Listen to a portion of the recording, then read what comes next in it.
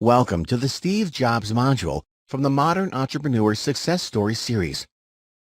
By the end of this module, you will learn a brief biography of Steve Jobs, identify Steve Jobs' 5 life lessons, learn some curious facts about his life, identify the strategy of redefining the game, and learn from some of his inspiring thoughts. What do you know about Steve Jobs? Let's go through the key highlights of his life. Steve Jobs was born in 1955 in the United States. He was the adopted son of Paul Reinhold and Clara Jobs. His biological parents were Abdul Fattah John Jandali and Joanne Carol Shibley, who could not raise Steve as their parents objected to their relationship. In 1969, Steve Jobs meets Steve Wozniak, who was 5 years older, through a mutual friend. Woz and Steve shared a love of electronics, Bob Dylan, and pranks. In 1973, Steve spent the fall semester at Reed College, Oregon, then dropped out. He stayed on campus and attended the classes that interested him for a while, but then he moved to a hippie commune. Steve got his first job in 1974 at video game maker Atari, and later made a trip to India to seek enlightenment with his college friend Dan Kotke. By 1976, Steve and Woz started assembling Apple I computers in the Jobs' garage to sell them to computer hobbyists. Steve and Woz continue working on their passion, and by 1984, the Macintosh was launched in great fanfare at Apple's annual shareholder meeting. In 1986, Jobs bought the computer division of George Lucas's ILM for $10 million and incorporated it as Pixar. Steve Jobs died at home in October 2011 after battling cancer for a decade. Towards the end of his life, Steve Jobs recounted some of the most important lessons he learned in his life. 1. Love what you do. Steve Jobs became a billionaire over time when he brought Apple back from the brink of bankruptcy. But it's only because of his passion and determination for his job. He could not have done anything else.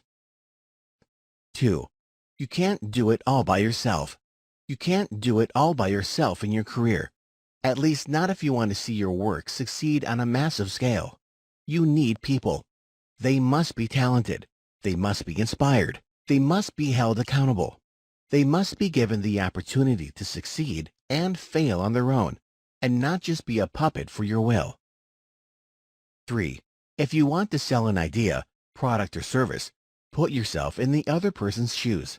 If you had to pick one thing that was special about Steve and Apple compared to all the companies that came before it, you'd have to say it was that Apple, more than any other company of our time, was always the best at dreaming up a new product that we never could have imagined beforehand but seemed so natural to us the first time we held it. That's empathy. That's seeing the world not as it is, but as it should be. 4. Never rest on your laurels. Apple went from death's door to the dominant player in mobile in about 10 years. Most companies in that situation would have shut shop.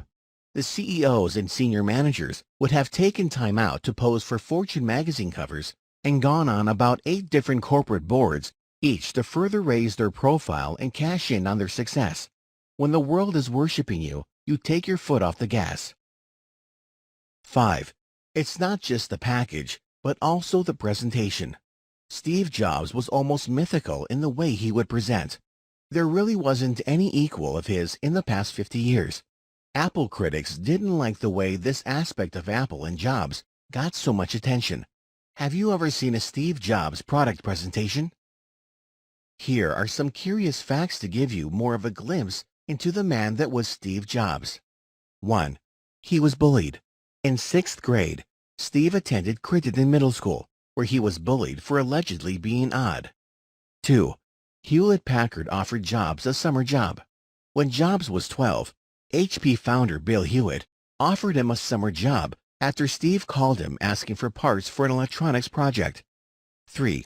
He was a college dropout. Jobs graduated from Homestead High School in Silicon Valley, but dropped out of Reed College in Oregon because he didn't want to spend his parents' money. 4. He was fired from Apple. Jobs was fired because Pepsi executive John Scully told the board that he was far too young. 5. He made Google change the yellow gradient in its O. Jobs called the former VP of Google, Vic Gandatra, and told him that the second O in Google had the wrong shade of yellow, and that he was going to fix it. Evidently, Steve had incredible attention to detail. Steve Jobs was a true leader and entrepreneur because he believed in innovation and not just keeping up with the Joneses. You should not try to beat the competition at their game. You should try to redefine the game. How did Apple go from being 3 months away from being shut down to introducing the iPhone 10 years later? They didn't play the computer game the way everyone said they needed to play it. Napster was created and made music essentially free. Apple created the next Walkman and the iPod, which forced users to pay for music. Dell was the dominant PC player during much of that time, selling bland-looking computers with no middleman to keep costs down. Apple created a bunch of Apple stores. This was as radical as if Google decided today that they were going to build a bunch of Google stores. The leading smartphones before the iPhone all had physical keyboards like the BlackBerry, Palm Trio, Good Technology, and the first versions of Google's Android. Apple came up with something completely different. So much so that most people referred to it in the first couple of years as the Jesus phone. The lesson here is to not just beat the competition, but to think different to create a new game. Steve Jobs had great achievements in his business life. Take a look at the various products he developed and their uses and applications. Apple II. The company hit the jackpot in 1977 with Apple II, a fully assembled desktop computer in a handsome case. Hackers still took to it because of its expandability.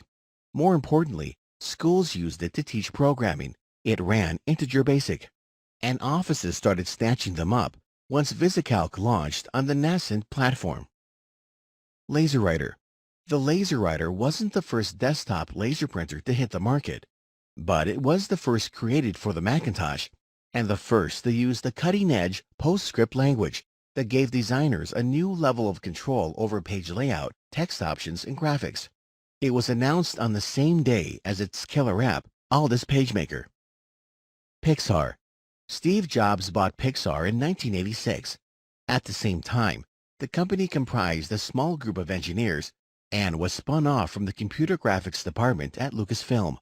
Jobs paid $5 million to George Lucas and invested $5 million of his own money into the company. iMac. After Next failed to gain traction, Jobs sold the company to Apple and came back into the fold in 1996. 2 years later, the company released a complete rewrite of the desktop PC, the candy-colored iMac. It kicked the boring beige PC box to the curb, and it marked the return of the revolutionary all-in-one design first introduced by the original Macintosh. The first iMac was a runaway hit, and the all-in-one design is still used by today's iMac and widely copied by other PC manufacturers. iPhone. During his keynote address at Macworld 2007, Jobs said Apple would announce 3 things: a widescreen iPod with touch controls, a revolutionary mobile phone, and a breakthrough internet communications device. An iPod, a phone, and an internet communicator. Of course, it was all 3 of those things in one: the iPhone. It's worth analyzing some great quotes from great thinkers like Steve Jobs. 1. That's been one of my mantras. Focus and simplicity. Simple can be harder than complex. You have to work hard to get your thinking clean to make it simple. This quote suggests that you should work towards simplifying rather than making things complex, and that it takes more effort to simplify, but that is where innovation happens. 2. Have the courage to follow your heart and intuition. They somehow already know what you truly want to become. Everything else is secondary. We live in a world where everybody's voice is out there, bombarding you all the time. It's easy to get lost in others' opinions, but Steve Jobs always followed his intuition, and it led him to greatness. Hence, we should learn to hone our instincts and listen to them, and drown out all other voices. 3. Innovation distinguishes between a leader and a follower. What leaders do is solve problems, and most problems require innovation and creative thinking on the part of the leader. Hence, Steve Jobs says that a true leader should be innovative, as a normal manager will just follow the templatized solutions, and if a solution is not ready, the manager will be stuck. As a result, aim to be innovative with your problem solving. This could be the key to enhancing your processes, services, or developing a new product. 4. Quality is much better than quantity. One home run is much better than two doubles. This quote signifies the importance of quality over quantity. It doesn't matter what you do, you should do it well, for quality is what will drive respect in the long run. Design is not just what it looks like and feels like. Design is how it works. The design of everyday things is meant to simplify your life. For example, if you're not able to intuitively figure out how a simple device works within the first few minutes, then no matter how good-looking the object is, it has failed its purpose. Let's summarize some of the key lessons we learned from Steve Jobs.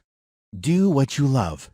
Doing what you love motivates you as you are pursuing a passion. The motivation is so strong that you always find ways to put your best foot forward. You can't do it by yourself. Asking for help or assistance is not a weakness. Finding the correct set of people and entrusting them is the only way to succeed. Do not underestimate the power of presentations. Presentations are a great way to communicate your ideas and leave your audience with tangible information about your goals. Put yourself in the other person's shoes. You must adopt a person's viewpoint to gain insight about what they think and feel. This will allow you to better understand their requirements and feedback. Do not rest, but redefine the game.